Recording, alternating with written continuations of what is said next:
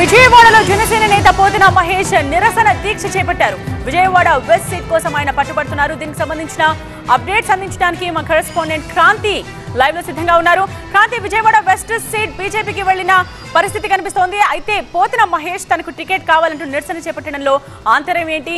ఎందుకని జనసేన ఆ సీట్ గురించి ప్రస్తావించలేదు నిన్న?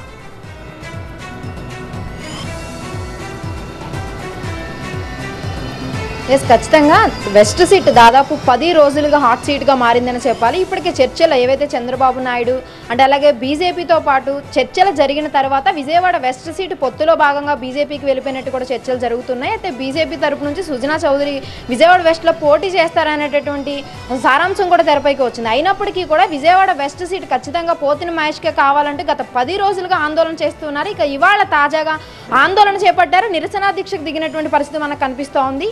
అయితే 10 గంటల నుంచి 12 గంటల వరకు కూడా ధర్నాకు దిగారు. దాదాపు గత 10 రోజులుగా అనేక రకాలుగా తమ నిరసన తెలియజేస్తూనే ఉన్నారు. ఇక ఇవాళ ఖచ్చితంగా వెస్ట్గా వెళ్ళిపోయినట్టు చర్చ జరుగుతున్నాయి. మరోపక్క అసెంబ్లీ స్థానాలకు సంబంధించి బీజేపీ నుంచి ప్రకటన వచ్చేటటువంటి నేపథ్యంలో తనకే సీటు కేటాయించాలని ధర్నా చేస్తున్నారు. మనం మాట్లాడే ప్రయత్నం చేద్దాము. సార్ చెప్పండి, ఇప్పటికే బీజేపీకి సీటు వెళ్ళిపోయినట్టు ప్రచారం జరుగుతుంది. మీకు సీటు వచ్చేటటువంటి అవకాశం లేనట్టుగా కూడా జనసేన నుంచి స్పష్టంగా సందేశాలు కూడా అందుతున్నటువంటి పరిస్థితి. అయినప్పటికీ కూడా మీరు ఎందుకని పట్టుబట్టి ఆందోళన చేస్తూ ఉన్నారు?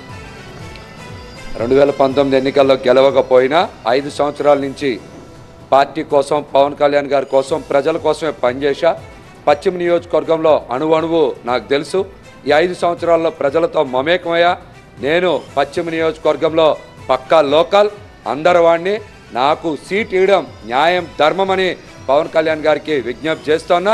ఇంకా ఎక్కడా కూడా జాబితా ఫైనల్ కాలేదనేది నాకున్నటువంటి సమాచారం. బయట అన్ని వచ్చే వార్తల్ని ప్రస్తుతానికి ఎవరు నమ్మే పరిస్థితిలో లేరు. ప్రజలు కూడా ఆందోళన చెందుతున్నారు. 5 సంవత్సరాల నుంచి కష్టపడి పనిచేసినటువంటి పోతిన మహేష్కి ఇంకా స్పష్టత రాకపోవడం ఏంటి? పోతిన మహేష్కి సీట్ ఇవ్వడం అంటే ప్రజలకి సీట్ ఇచ్చినట్టే, పశ్చిమ ప్రజల్ని గౌరవించినట్టే అని చాలామంది ప్రజలు మా దగ్గరికి స్వచ్ఛందంగా వచ్చి చెప్తున్నారు.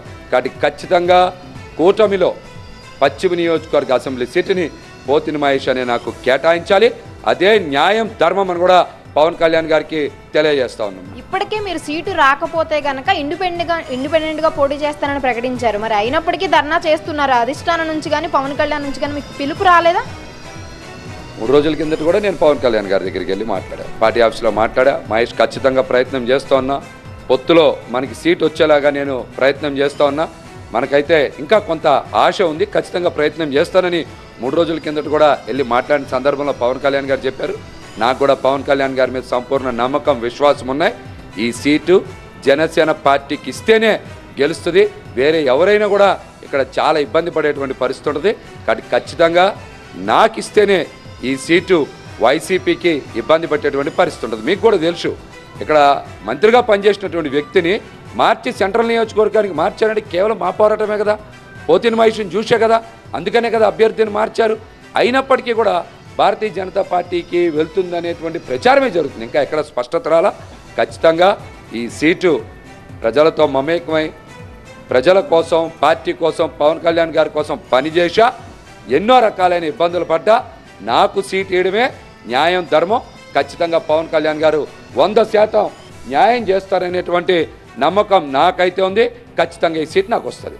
బీజేపీ నుంచి సుజనా చౌదరి పేరు వినిపిస్తుంది. దాదాపు కొన్ని నెలలుగా మీకు కూడా సీటు వచ్చేటటువంటి అవకాశం లేదు, ఫిర్యాదులు వచ్చాయి మీ పైన అనేటటువంటి చర్చ కూడా నడుస్తుంది కదా. ఫిబ్రవరి 25 తర్వాత కదా నేను పవన్ కళ్యాణ్ గారి ఇంటికి పిలిచారు నన్ను. అప్పుడే కదా పవన్ కళ్యాణ్ గారితో మాట్లాడా. బయట ఏదో రకరకాల మాటలు మాట్లాడతారు గిట్టనటువంటి వాళ్ళు. చాలామంది ఎవరో ఫిర్యాదు చేశారనగా ఎవరైనా పార్టీకి పనిచేశారా? పవన్ కళ్యాణ్ గారి మీద విమర్శలు చేసినప్పుడు ఎవరు ఎక్కడున్నారు?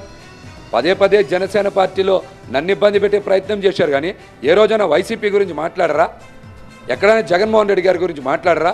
పవన్ కళ్యాణ్ గారి తల్లి గారిని విమర్శ చేసినా, ఆయన్ని అవహేళన చేసినా ఎవరైనా ఎక్కడైనా కనబడ్డారు? ఈ నాయకులందరూ ఈ పనికిమాలిన చెత్త అంతా కూడా వైసీపీ కోర్టు బ్యాచ్ వాళ్ళ దగ్గర డబ్బులు తీసుకొని పనిచేస్తుంటారు. కంప్లైంట్ పెట్టిన వాళ్ళు ఎక్కడ పార్టీ కోసం పనిచేసిన వాళ్ళు కాదు ఎవరు. దమ్ముంటే మా ముందుకు రమ్మనండి ఎవరిన వాళ్ళని, నేను కూడా చూస్తా. పశ్చిమ సీటు ఖచ్చితంగా నాకే కేటాయించాలి. అప్పుడే న్యాయం, ధరం. కష్టపడిన వాడికి విధేయతకి ఇచ్చేటువంటి గుర్తింపే పోతిన మహేష్కి సీట్ ఇస్తే. సో ఇది ఓవరాల్ గా చూసుకుంటే గనక ఖచ్చితంగా కష్టానికి ప్రతిఫలం దక్కాలి అంటే గనక నాకు సీట్ ఇస్తేనే దక్కుతుంది. ఇప్పటికే పవన్ కళ్యాణ్ పిలిచి కూడా నాకు హామీ ఇచ్చారు. కానీ ఇప్పుడు బీజేపీకి వెళ్తున్నటువంటి చర్చ వాస్తవం కాదు, ఇంకా సీట్లపైన చర్చలు జరుగుతున్నాయి. నాకు సీటు వచ్చేటటువంటి అవకాశం ఉందని నేను ఆశాభావం వ్యక్తం చేస్తున్నాను. పవన్ కళ్యాణ్ కూడా విజ్ఞప్తి చేస్తున్నానని కూడా చెప్తూ ఉన్నారు. రైట్ క్రాంతి.